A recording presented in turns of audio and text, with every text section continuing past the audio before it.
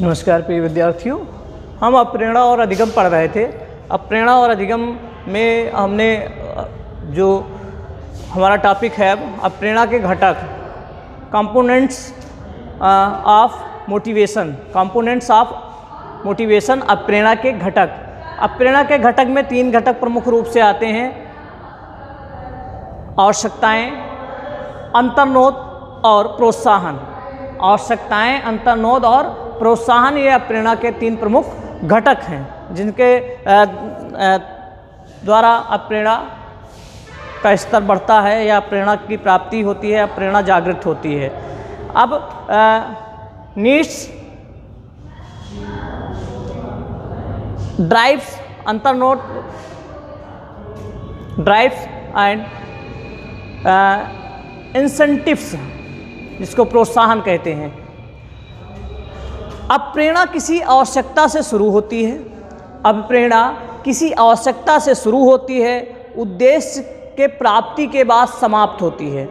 अब प्रेरणा किसी आवश्यकता से शुरू होती है और उद्देश्य की प्राप्ति के बाद समाप्त होती है, और इसमें अंतर्नोद और प्रोत्साहन की भूमिका होती है। इसमें अंतर्नोद और प्रोत्साहन की भूमिका होती है। ठीक, ये अब आवश्यकताएं क्या हैं, अंतर्नोद क्या है, प्रोत्साहन क्या है, इसको हम जानेंगे। तो सबसे पहले हम जान लें आवश्यकता। सबसे पहले हम चर्चा करते हैं इसमें अब प्रेरणा के घटकों में आवश्यकता।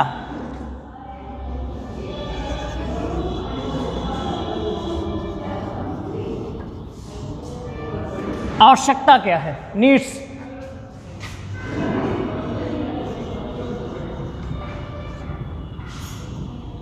नीड्स, ठीक। आवश्यकता क्या है?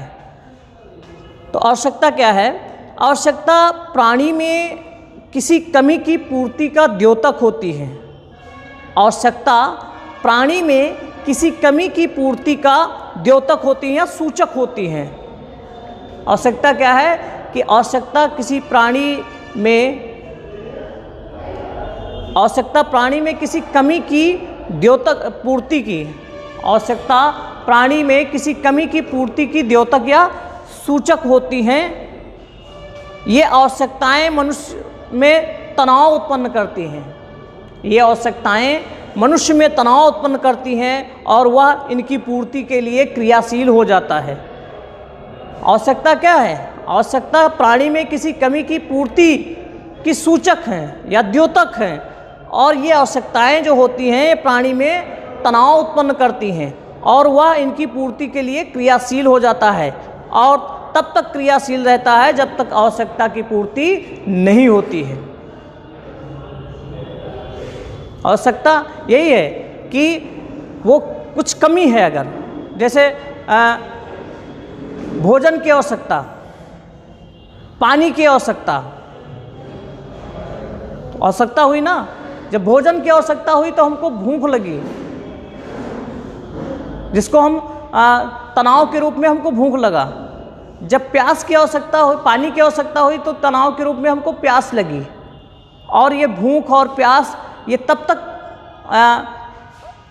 हमको क्रियाशील रखती हैं जब तक हम पानी या भोजन प्राप्त न कर सकें। तो आवश्यकता क्या है? आवश्यकता व्यक्ति के अंदर, प्राणी के अंदर किसी कमी की सूचक है कि इस चीज़ की कमी है। जब भोजन की कमी हुई, भोजन की आवश्यकता हुई तो भूख लगी, तो भोजन क्या है? आवश्यकता है।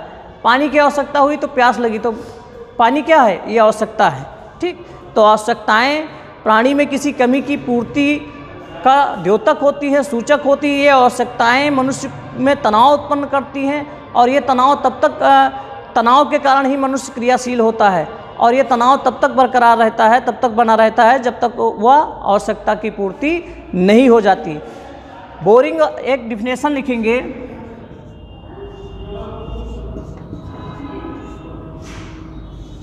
बोरिंग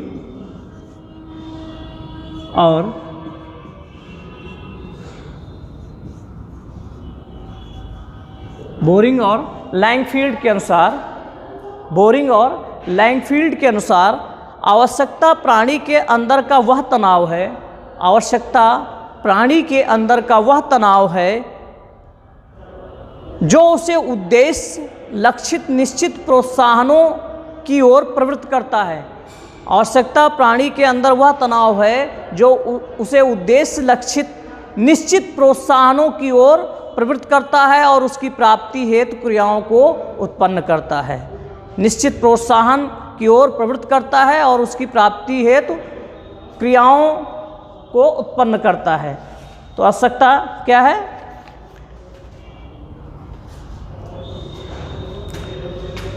ये आवश्यकता था। ठीक, ये बेरिंग लाइन फील्ड की डिफिनेशन थी। फिर आवश्यकता के बाद दूसरा घटक क्या आता है? अंतर्नोद। आवश्यकता के बाद दूसरा घटक क्या आता है? अंतर्नोद।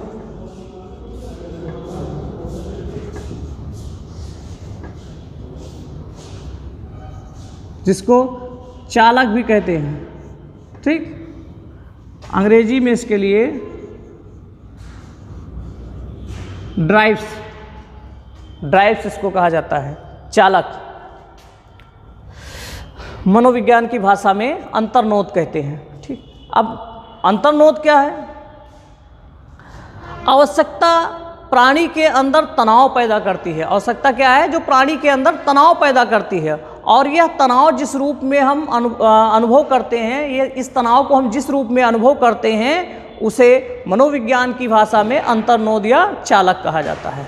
ठीक, जैसे आवश्यकता क्या थी कि आवश्यकता मनुष्य में किसी कमी की पूर्ति का सूचक होती है, द्योतक होती है। ठीक, कोई चीज़ की कमी हुई तो उसकी आवश्यकता वो महसूस किया उसने, और आवश्यकता को जो तनाव है, जो एक तनाव आवश्यकता ने पैदा किया, तनाव को हम जिस रूप में अनुभव करते हैं वही अंतर्नोद या चालक कहा जाता है। जैसे हमने अभी पहले भी चर्चा की थी कि भोजन की आवश्यकता, जब भोजन की आवश्यकता हमारे शरीर में हुई तो एक तनाव पैदा हुआ, और तनाव को हम जिस रूप में महसूस करते हैं, तनाव को हम किस भोजन की आवश्यकता पर जो तनाव पैदा होता है उसको किस रूप में हम महसूस करते हैं, अनुभव करते हैं? भूख के रूप में। पानी की आवश्यकता पर जो एक तनाव पैदा होता है उसे हम किस रूप में महसूस करते हैं, अनुभव करते हैं? प्यास के रूप में। तो आवश्यकता प्राणी के अंदर तनाव उत्पन्न करती है, पैदा करती है, और यह तनाव जिस रूप में हम अनुभव करते हैं उसे अंतर्नोद या चालक कहते हैं। ठीक, उस तनाव को हम जिस रूप में पैदा करते हैं, महसूस करते हैं, अनुभव करते हैं, उसको हम क्या कहते हैं? अंतर्नोद या चालक कहते हैं। जैसे उदाहरण के लिए भोजन की आवश्यकता पर भूख और पानी की आवश्यकता पर प्यास। तो ये पानी और भूख क्या है? प्यास और भूख क्या है? ये अंतर्नोद है, ये चालक है, ये ड्राइव्स है। ठीक, ये अंतर्नोद आवश्यकताओं की पूर्ति हेतु जो ये अंतर्नोद होता है, ये जो चालक होते हैं, वो आवश्यकताओं की पूर्ति हेतु प्राणी को क्रियाशील करती है। ठीक, जैसे थार्नडाइक ने प्रयोग किया बिल्ली पर, तो भूखी बिल्ली को भोजन की आवश्यकता थी, और भोजन की आवश्यकता के कारण उसको भूख लगी। भूख यानी वहाँ पर ड्राइव क्या था? जो बिल्ली को उछल कूद करने के लिए विवश कर रही थी, क्रियाशील कर रही थी, वो अंतर्नोद था भूख। ठीक, और यही भूख को ही जो कार्य करने के लिए क्रियाशील करे, जो जिस कमी को हम, जिस चीज़ की आवश्यकता हम महसूस करें और आवश्यकता को जिस रूप में महसूस करें, उसी को तनाव को जिस रूप में हम अनुभव करें, आवश्यकता से उत्पन्न तनाव को हम जिस रूप में अनुभव करें, उसी को अंतर्नोद या चालक कहा जाता है। ठीक, जैसे भोजन की कमी पर भूख, पानी की कमी पर प्यास। ये अंतर्नोद आवश्यकताओं की पूर्ति हेतु प्राणी को क्रियाशील करती हैं।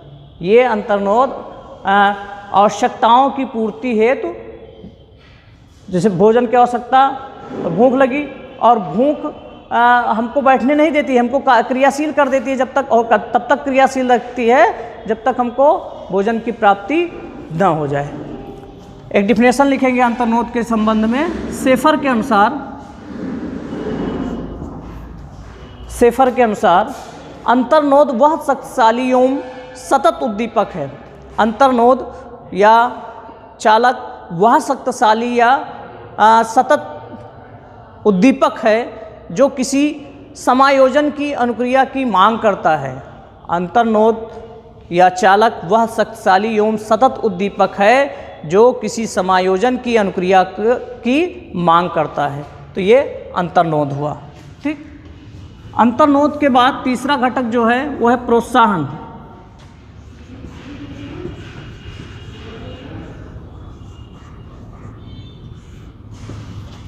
प्रोत्साहन, ठीक। अब प्रोत्साहन की हम चर्चा करें तो प्रोत्साहन क्या है? इंसेंटिव जिसको कहते हैं अंग्रेजी में। प्रोत्साहन बाह्य वातावरण से प्राप्त होने वाली वह वस्तु है। प्रोत्साहन बाह्य वातावरण से प्राप्त होने वाली वह वस्तु है जो प्राणी की आवश्यकता की पूर्ति कर। प्रोत्साहन बाह्य वातावरण से प्राप्त होने वाली वह वस्तु है जो प्राणी की आवश्यकता की पूर्ति कर आवश्यकता के कारण उत्पन्न अंतर्नोद को शांत करती है। आवश्यकता के कारण उत्पन्न अंतर्नोद को शांत करती है। उदाहरण के लिए जैसे भोजन, आवश्यकता भोजन की हुई तो आवश्यकता क्या है? भोजन की। और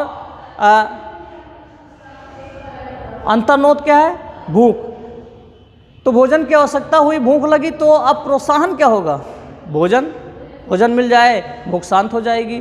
तो जैसे उदाहरण के लिए भोजन की आवश्यकता की पूर्ति के लिए भोजन की आवश्यकता की पूर्ति के लिए भोजन, पानी की आवश्यकता की पूर्ति के लिए प्यास की आवश्यकता की पूर्ति के लिए पानी।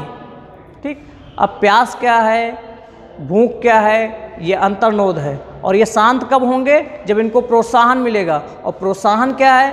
अब भूख की आवश्यकता है, भूख लगी है, आवश्यकता भोजन की है, लगी है भूख, और शांत कैसे होगा? भोजन प्राप्त करने पर।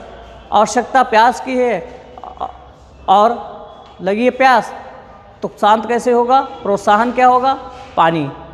इस तरह से भोजन भूख प्रेरक को शांत करने के संदर्भ में प्रोत्साहन है। पानी प्यास प्रेरक को शांत करने के लिए प्रोत्साहन है। ठीक, तो फिर से हम चर्चा करते हैं कि प्रोत्साहन बाह्य वातावरण से उत्पन्न होने वाली वह वस्तु है जो प्राणी को की आवश्यकता की पूर्ति कर आवश्यकता के कारण उत्पन्न अंतर्नोद को शांत करती है। जैसे भोजन की आवश्यकता पूर्ति के लिए भोजन भूख प्रेरक के लिए को शांत करने के संदर्भ में प्रोत्साहन है। भोजन भूख प्रेरक को शांत करने के लिए प्रोत्साहन है। पानी प्यास प्रेरक को शांत करने के लिए प्रोत्साहन है। ठीक, हिलगार्ड के अनुसार एक डिफिनेशन लिखेंगे प्रोत्साहन को लेकर।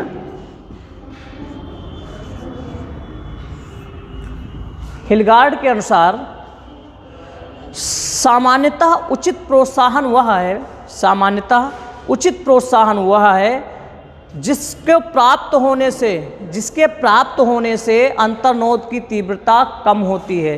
सामान्यतः उचित प्रोत्साहन वो है जिसके प्राप्त होने से अंतर्नोद की तीव्रता कम होती है। भोजन प्राप्त होने पर भूख खत्म हो जाए, पानी प्राप्त होने पर प्यास खत्म हो जाए, वही क्या है? प्रोत्साहन है। ठीक, ये आप प्रेरणा के घटक थे। फिर हम चर्चा करते हैं अब प्रेरणा के सिद्धांत। अगले वीडियो में हम चर्चा करेंगे अब प्रेरणा के सिद्धांत। ये वीडियो आपको पसंद आया हो तो हमारे चैनल को सब्सक्राइब करिए, लाइक करिए और शेयर करिए। ये सभी प्रकार की प्रतियोगी परीक्षाओं जो शिक्षक से संबंधित हैं, BEd, BTC, DLEd, BA education, MA education, MEd, NET, super TET, सभी के लिए, सीटेट, सभी के लिए उपयोगी वीडियो चैनल है आपका। अगले वीडियो में हम फिर मिलते हैं। धन्यवाद।